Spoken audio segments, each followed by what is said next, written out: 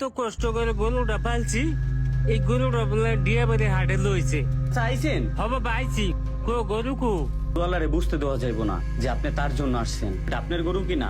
ওই তো বাবা তুমি থাকো, আমি যাই দেখি। টার্গেটটা যেন ঠিক হয়। আমার সাদা মানিক দিয়া বাড়ি হাটে আইনা বান্ধা রাখছে আমার সাদা মানিকটারে। যাই বাতি যাতাম যাই কই, এটাই আমার সাদা মানিক। আবার নুবেল হ্যাঁ চাচা, দেখছি ওটাই আমার গরু। তুমি যদি গরুটা নিয়ে থাকো আমার বিরুদ্ধে আইনত ব্যবস্থা নিব।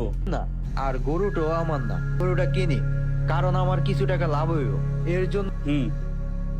চাচা এখন তো আপনি খুশি আপনার গরু ও পাইয়া? বাবা, খুশি মানে? ঠিক আছে, আচ্ছা চলো। বাবা ওটাই আমার গরু। ওইটা আপনার গরু? হ্যাঁ ওটাই। আসি নিয়ে আসতেছি।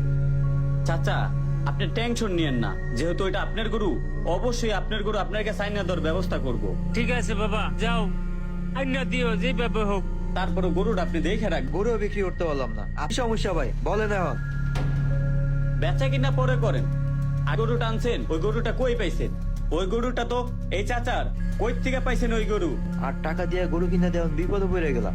আমার পালা গরু, ওই গরু আবার কই পামু ভাই? না বাবা, ওটাই আমার গরু, 2 দিন বেঁচে এলাই দিত। এই আসেন আসেন আসেন, জাতের গরু আছে। এটা রফিক চাচার গরুটা না? গরুটা তো হারাই গেছে।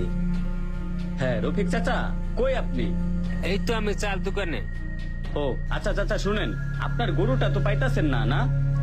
ও চাচা, আমার গরুটা তো হারাই গেছে, পাইতাছি না। আরে আপনার গরুটা তো পাইছি, দিয়াবাড়ি হাটে দেখে একজন বিক্রি করতেছে। কি কও চাচা? তাহলে ওখানে থাকো, ডিয়া বাড়ি হাটে আসতেছি। আচ্ছা ঠিক আছে চাচা, আমি দেখতেছি, আপনি আসেন। আচ্ছা রাখো চাচা, আমি আইতেছি। এই জাতের, এটা তো রফিক ভাইয়ের গরুটাই। এই যে গরুওয়ালা ভাই, এই